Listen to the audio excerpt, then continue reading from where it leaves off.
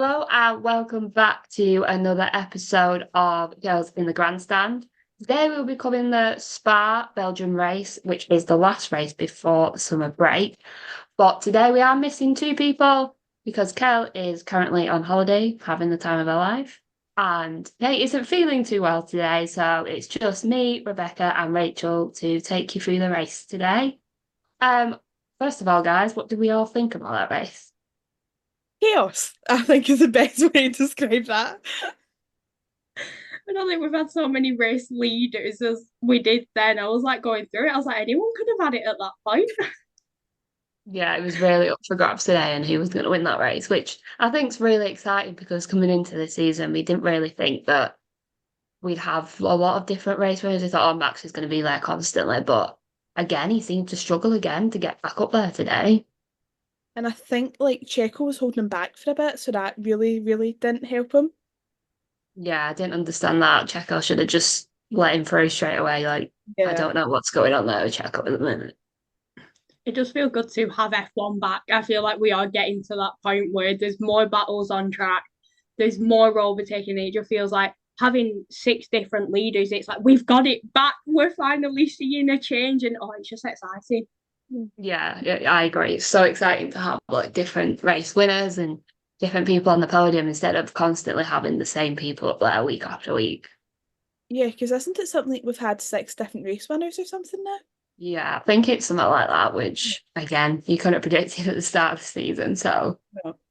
I genuinely expected this to be like last year where it was last year that Max like found out in the middle of Suzuka that he'd like won the championship. Was that last year or oh was that the yeah. year before? It was one of the 2 years anyway that it happened. And that was just really weird. It felt so disorganized. I was like half expecting this again. Yeah. Going into this one, you're like in any season, you're gonna think, oh, same old again, like you see the beginning. But I mean, it's to see him finish fifth, was it today? Yeah. Fifth.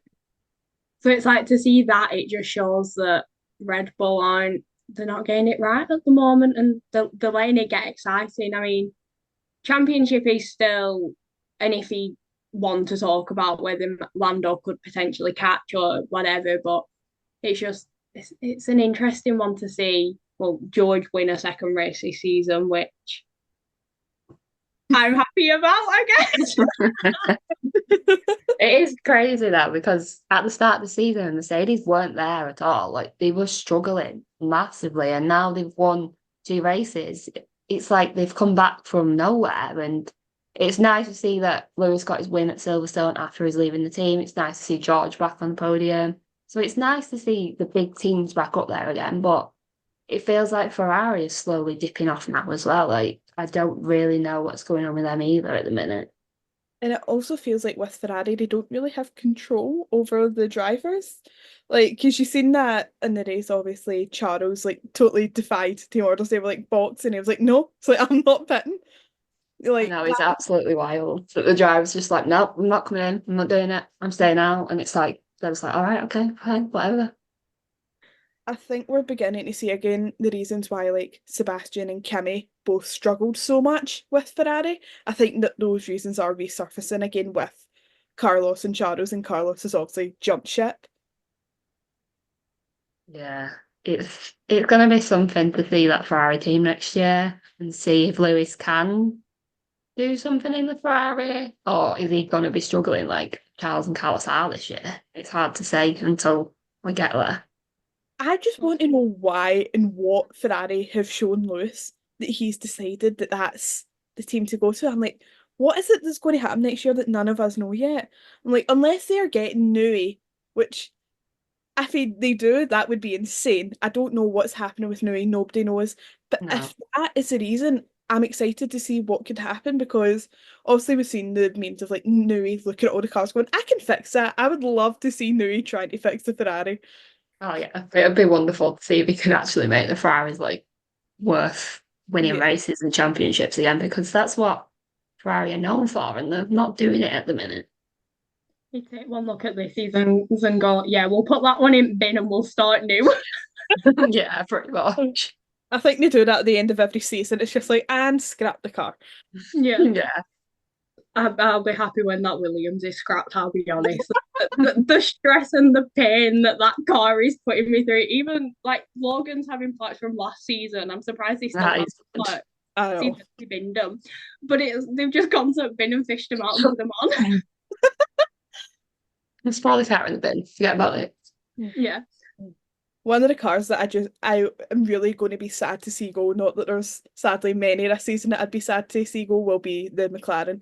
Because that thing is just flying. Yeah, it's so quick at the minute. It's like unbelievable how fast it is.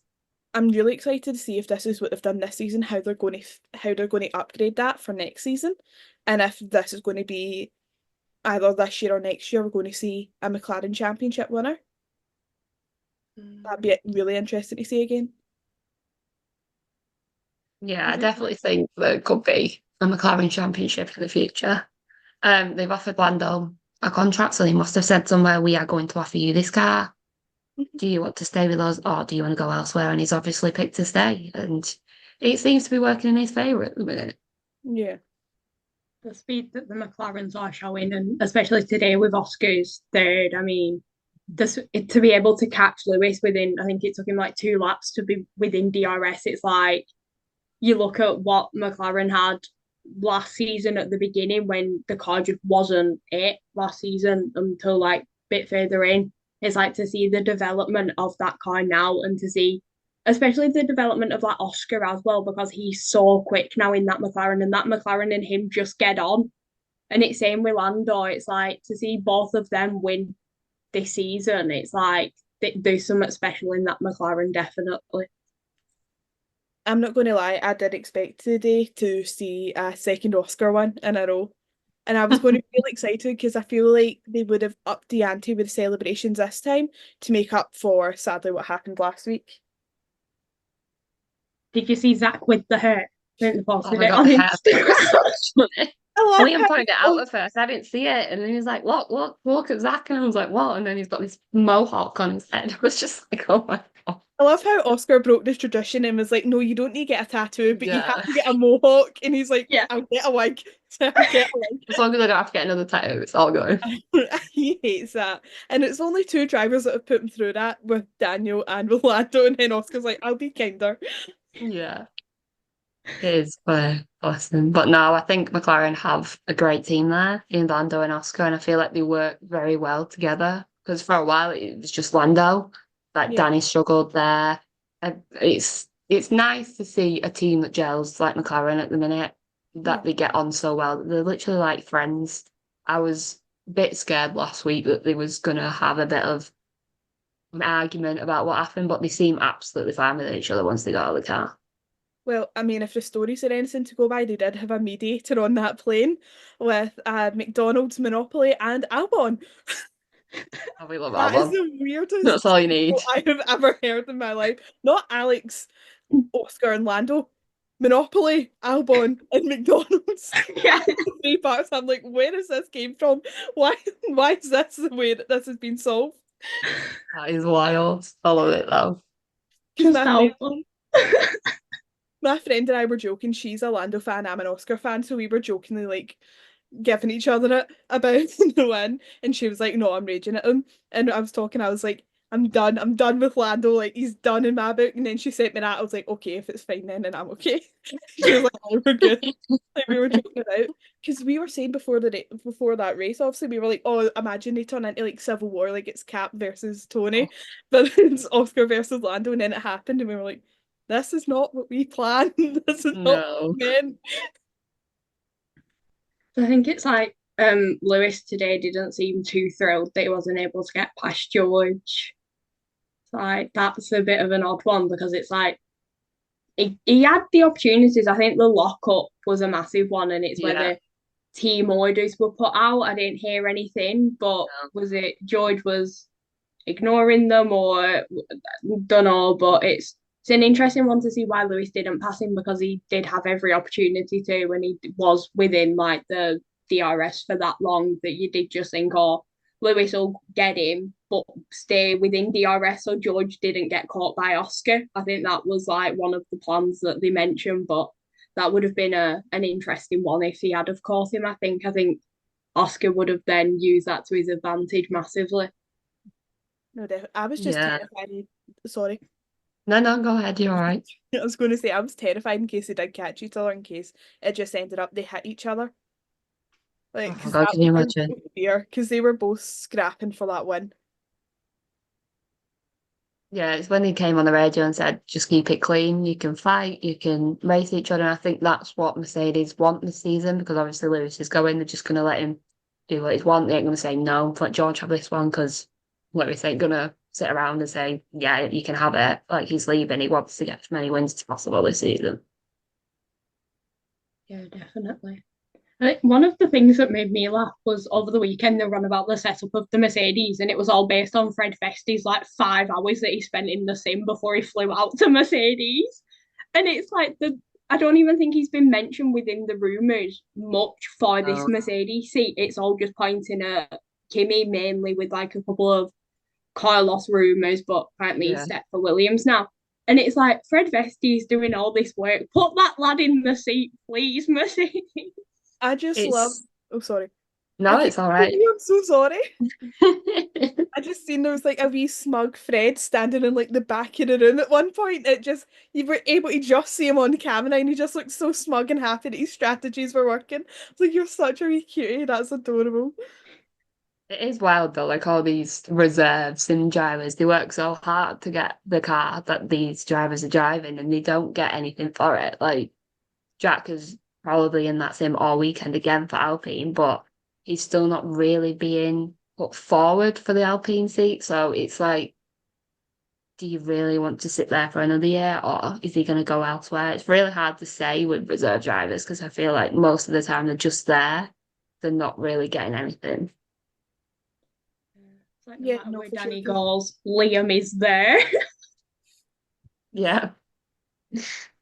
I don't know. I really don't know. I feel like there apparently is a crisis meeting on tomorrow with Red Bull. Um, but I don't think Paris is going to stay after this weekend. I No. think he is done, and I think it's probably going to be Danny that gets the seat, just because I don't feel like Liam's that much experience to go straight into that Red Bull seat. He's a good driver, don't get me wrong, but he's still very, very young to be put in that Red Bull seat next to Max. So if Yeah. you put Danny next to Max, I think it's going to be great for Max. That's his friend. He's going to help him out. It's going to be there for him. And then Liam gets the V-carb seat, and we'll see what happens next season. Especially because we know what Liam can do in that seat with last season. I know it was different name and everything like that, but it's still like very similar setup with him being with Yuki. So it'd be like that sort of combination again, and that was a strong one. So I feel as though they would get it right to move Danny and leave Liam in the RB one. Also, Yeah, I think Checo's pretty much like done. I don't think there's any coming back now. I think he really needed to get on the podium today to have a chance in keeping that seat, and he didn't really do much today, to be honest. He got fastest lap. Wow. Only because Lando had it. You get what Lando have it. They pit for soft like they did with Logan last week, and Logan still didn't even get fastest lap when they put the softs on him. He still came second. It's trying that counts. It's trying. Yeah. I do just have the question for Williams. What was that double stack? The struggles that they have with pit stops, and they think, oh yeah, let's pit Albon. His goes nice and smoothly. Logan comes in. I think it was like a 3 near on a 4 that he ended up with. And yeah, Logan wasn't as high up as Albon, and we all know the priorities of Williams and the first driver. But if you're going to pit him, at least try. He fell so far behind, and then that was his race done from there, Logan. Although he Yeah, didn't come last, which that's a win for me. that's a positive. He didn't finish dead last. It's all right. He finished the race, he didn't DNF, and he didn't come last, so Logan won the Spa Grand Prix. We have a positive. who did come last? Was it Hulkenberg? I think so. I think the Haas had a really bad race this Yeah. weekend. That must feel great for Ocon to see. He's like, oh, great, that's the team I'm going to now. Yeah. I don't know why he's picked Haas. It's a bit of a random one. I know our car's bad, but I don't think it's as bad as that. Isn't it like Ollie's ahead of Ocon in the standings? Yeah, You should have not great. but you can't help it. I know. It's bad when you think about it like that. Mad. Like Ollie's one race, and then it's like the struggles that he's having in F2 at the moment. It's like he did better in F1. So Yeah. it's a good move for him. I think he just wants the F2 season to be over with now, to be honest, with the stress of today's race anyway. Going into the next one, he's got 5th place grid penalty. So I think he's just ready for that season to be over. He's just like, get me in F1.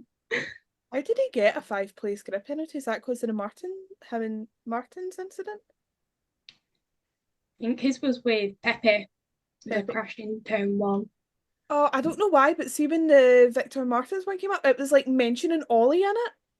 And I was like, did Ollie and Victor just crash? And I just didn't know. To be fair, I was using TikTok as my main source of information for F2 today, so I don't know. That could have been from a while back, and I've just thought it was from that days. The chaos, but I was so excited going into the F1. I was like, F3 and F2 were pure chaos. I was like, if these are anything to go off, it's gonna just be madness on F1. And we did have the chaos, we did have a bit of it, but we didn't have, was it 60 NFs in F2 and 3 safety cars within 11 laps in F3? Jesus. Yeah, it was a fairly quiet race in F1 today. I was expecting a bit more chaos, especially on like turn 1, but everyone kept it pretty much clean and tidy on the actual racetrack today. I do hold my breath at times when you see like certain drivers overtaking. I think Ocon's one of them. When it was Ocon and Gasly, you just say like, "Oh, what's gonna happen? Will they behave? I hate when they like qualify near each other. I'm just like, oh, this isn't going to go well. We're going to crash into each other, or something's going to happen. I'm just like, please don't. Not here. Just behave in the turn and just do whatever. Yeah. Just be nice and just finish the race. That's all we need to do. We're not asking for much. We're not asking for much. No. Just finish the race. Yeah.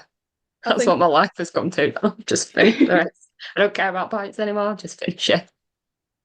I think it's so apt that their helmets this weekend were Deadpool and Wolverine as well. I absolutely love that car and the suits and the helmets. It was absolutely brilliant. Absolutely loved every second of it. I really want to see that movie. Like, not just because of like the publicity it's getting, but I keep seeing things on TikTok and I'm like, right, this is something I really want to go and see. I've seen a lot of people say how good it is, and it feels like Marvel's kind of back now because it's not been the greatest recently. But I think Deadpool's one of them that you're gonna love because Ryan Reynolds is just a fantastic actor. Yeah. And then like so much got announced by Marvel today as well, news wise. Yeah, I saw all that. I know, because I've seen like the Avengers Doom movie that's coming out. Yeah. Amazing. Yeah. That should be fun. What do we think is going to happen with the summer break? I mean, driver swaps. Logan Sargent could be one. What do we think? I feel like the summer break's really going to tell us like what next season's going to look like. Are they going to announce Carlos? Where is Carlos going? Like, Sunshine, can you make your mind up? Because you're taking the royal piss, aren't we? Like, where are you going? I feel like every race week we've heard this is a week he's going to announce, and then it's just never happened. Where is this guy going? Because the seats are getting limited. Yeah, he's literally got like 2 choices. 3 if you put Mercedes in it, but I think that seat is Kimi's. Yeah. So it's like, what's going on there? I'd be interested to see if Kimi does get that seat though, to be fair. Because I feel like he's so young as well that's quite a lot of pressure to just go, and here you're in one of the most high-ranked seats in the whole. Yeah, I definitely feel like he's a little bit too young to be thrown into the Mercedes seat, but if Tabo thinks he's good enough, then I guess we're just going to have to wait and see how he performs. I've seen an interview with Kimi where he was saying like he's still making a few mistakes in F2, so he doesn't know if he's fully ready for F1, but if that seat's available, I don't think anyone will ever turn it down, will they? I've Also, seen one rumor with Carlos where apparently he has signed for Williams for one season with a potential extension. But if Red Bull or Mercedes come in for him, then he's allowed to leave. So it's like, I have a theory, and this might be a delusional theory, but we're going to roll with it. He stays at Williams for one season. 2026, he goes elsewhere potentially, depending on what happens, because we just know if this season's anything to go off, next season's drivers' changes could be similar with the introduction of Audi. So 2026, the new car is being introduced. What would be good for Williams? Dip into your driver's academy, pick out Franco, put him in the 2026 car, have him developing with the car and the team, and you've got a good driver there. I think I should take over as a principal of Williams. Yeah. love to Why see not? that. That would be great. I would love to see you do that. Be interesting. Total But revamp of the entire team. yeah, everyone else is sucks. Yeah. Logan stay until the end of Williams. Yeah. Lifetime contract. Just get him to sign the contract that Lance Stroll signs. Yeah. Very Permanent long. extension. Yeah. So you weren't happy with the straight line speed today, was he, Lance? He was complaining on radio. So he's always complaining about something. Something's always going wrong for him. I think the fact that Alonso's also complaining about it really shows that it is the car. But I don't know. I think it is just they were great last season. And because they were great at the beginning of last season, they were okay at the beginning of this season, but I think it's just as other teams have been getting more powerful upgrades. Sorry, I can't speak there. The rest of them just they are going way ahead and above, and Aston Martin's falling behind. Yeah, I haven't really seen much from Aston Martin this season. They've not really been up there fighting for the podiums. They've just kind of been in the mid-table, just getting the points. Yeah. I think Alonso got 2 today, so I think he finished 9th. But I think Stroll was outside of the points, so they're not really doing. They're just floating around there, aren't they? They're getting a few, and they're just like, yeah, it's right. It's fine. As long as they get some points, it's all right. Yeah. I think that must be hard for Alonso going from like fighting for world championships, getting consistent race wins, to fighting middle of the board for a couple points. That must be really hard for him. Yeah, I don't think it's easy for him to sit there, and I wouldn't be surprised if he left next season and he retired or he went somewhere else. I just don't think he's going to sit in a team that's not offering him podiums and wins and stuff like that. I think he could either leave or he'll retire. Because they've got Felipe as an option as well to potentially bring in for Fernando. So it's like, again, you've got, if Fernando is to like retire, at least you've got a younger driver to come in for him, and then you can develop the car along with him. That is like that's going to be the moment that I am so happy with, because I have followed this boy's career since since just before he won the F2 championship. That was the year I got into all of this. So I was like watching that, like I don't even know how I found out about him. I think again it was TikTok, and I was just watching these races all the time. My dad was just like pointing them out anytime he seen him in like interviews. It's like recording certain interviews that he done for me. Like I love watching this guy's career, and I cannot wait to see what he does next. Like, because again, like I was saying last week, I've watched him and his friends like totally develop, and I'm really excited to see his final stages of development. I think that's like one of the best bits about like F3 and F2, and even further down, it's like you see the growth of your driver. So it's like when they finally reach that point of F1, the feeling that you get of like the excitement, and it's like how close some of them are now. It's like it's exciting times. It is exciting. I remember when Liam first got the seat, well, not the seat, but went in for Daniel when he broke his hand. I remember seeing the picture of him just stood in the paddock on the phone, and he looked absolutely panicked. He was like, shit, I'm actually going to have to get in this car and drive it. Like, he looked absolutely petrified, but that feeling was unbelievable. And obviously, my friend in New Zealand, she stayed up to watch it. Well, she got up to watch it because I think it was like 5 a.m., something like that it was on. And she was saying that everyone in New Zealand was up and watching it because it's not often you get to see a New Zealand driver. So for him to get that and possibly get a seat next season will be huge for that country. No, for sure.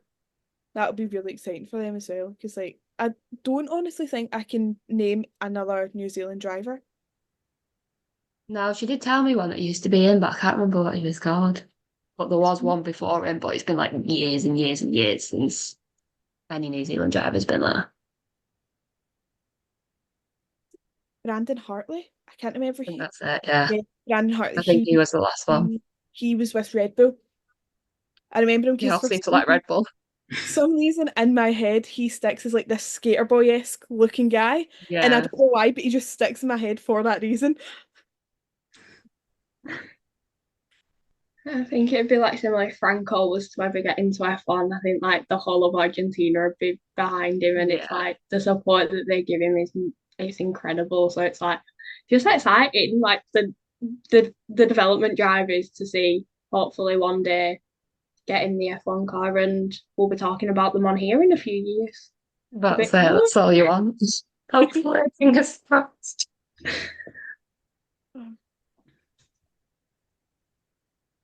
I will say, do you know what I really loved about this weekend? The racing for Antoine and Delano on the Thursday. I thought that was insanely beautiful to watch.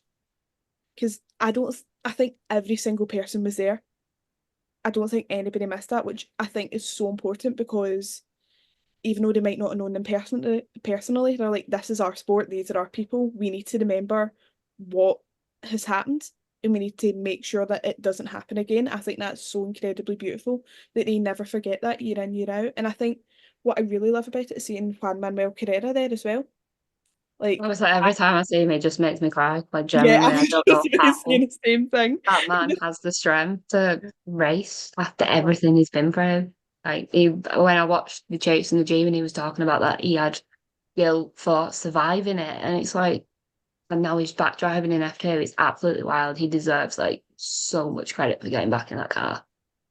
And his interview with Naomi when he was saying about like his injuries and the fact he could have had his right leg amputated at one point, and it's like to now, as you just said, see him in F2 and when he got his podium, I think every fan, even if you don't watch F2, every fan was rooting and every fan was happy for him just to see like his smile stood on the podium. It was a really touching moment. Yeah. I think it's really nice that everyone gets involved in the race and the walk or the run or whatever you do around the track. I think it's so nice for Pierre to see that many people turn up because that was his best friend. That was someone he grew up with. That was someone he thought he'd make into F1 with. So for everyone to turn up for him and come along to the race with Antoine is incredible. And it must give him so much love. And I just think it's incredible what he does and how he's able to drive around that track knowing that he lost his best friend there. Every time I see it, every year, I cry without fail. It's so touching.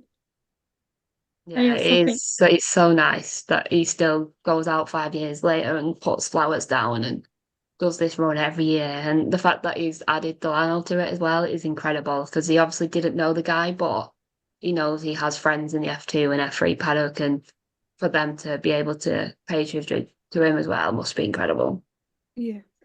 Yeah, especially like it would have been Delano's birthday on the Friday, I think it was. So it's like for them to do the run, walk, cycle, like whatever they felt like doing on the Thursday, I feel as though it was a very touching moment for everyone. And then to include the likes of MP Motorsport and their drivers and the ones that knew Delano in F3 and F2, it just feels like it was such a coming together moment. It's like, yeah, they can be rivals on track, but anything off track, they're like a big family, and it doesn't just span from F1. They make sure it goes all the way down to cover everyone, and it's like everyone had their moment to be able to lay flowers or pay tributes in their own way. And I know I saw Christian Mansell, he named his, is it the Strava app where they like track the run? He named it after Anthony and Delano, and it was like he said like they made a couple of special stop offs, and that's why his walk was a bit longer than it usually is. But it was like to have that moment, and yeah, it's a really touching one. And then for MP Motorsport to be able to share what they did, and with his birthday, it was a good weekend for like the tributes. Yeah, definitely. I think it's important to remember that these people that we've lost, because at the end of the day, this is probably one of the most dangerous sports to be in, and they put themselves in that car week in, week out for our entertainment, and sometimes it can go wrong, and sometimes things do happen, and it's good to remember that it is a dangerous sport, and we need to remember the people that we have lost.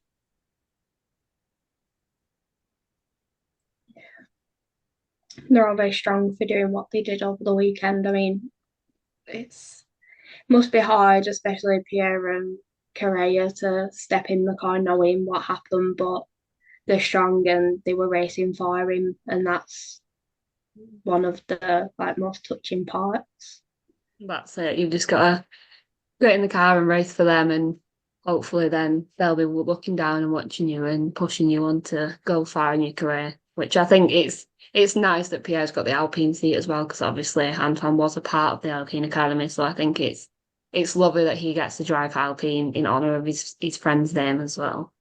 Yeah, massively, massively, and to have like his initials on his helmet as he's in the Alpine, and it's massive. And Pierre is such an incredible person on track, out of track, and he's just such a strong character and a role model to many of them younger drivers in 2 and 3. So yeah, That's why I kind of hope that Jack gets the seat, because I know that obviously Pierre looked after Yuki when he was in AlphaTauri, and I think if Jack gets the seat, Pierre would very much be there for Jack when he needed him for advice or anything like that. So I'm really hoping either Jack or Mick get the seat, but I guess we'll see what happens during these 4 weeks we've got off now.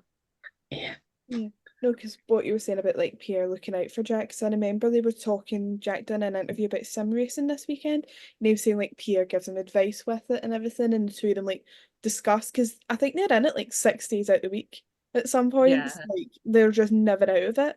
So they just constantly confer, talk about like, hey, if this change was made. And I think that's really nice to see like that connection with sim reserves and the official drivers, like not official, what's the word? I can't remember the word I'm actually looking for there, but the people who go in the car every weekend, like that's yeah, we'll go with that for it's like that they two have of like talking about it and going, what if you try this or try that? I think that's really nice to see that that connection does exist. yeah, it's lovely to see how much he cares about the younger drivers, because obviously he's been through it and he's not been treated very nicely sometimes. So I think that is plus for him to be there for the younger drivers and make sure that they are okay with everything that's going on.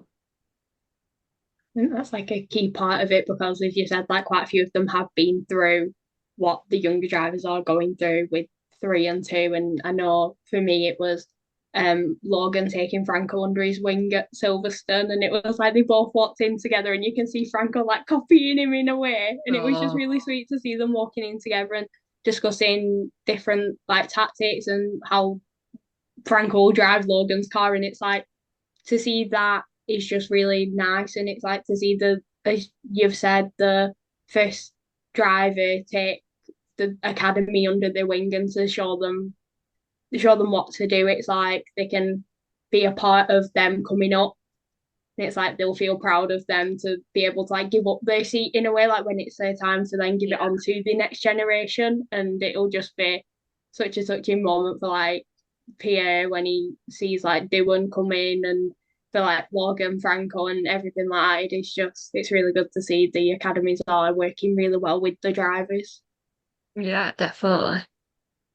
But next we have a 4 week break, but we will be doing, I think, a few episodes we've got lined up in the works, probably a mid-season review, see where everyone's at, but we'll probably wait about a week or two just to see if anything changes driver-wise, because it could do. Who knows? We could have a Red Bull announcement by the end of the week. Could have a Williams announcement by the end of the week. You just It's you catch me crying on all social media. fine.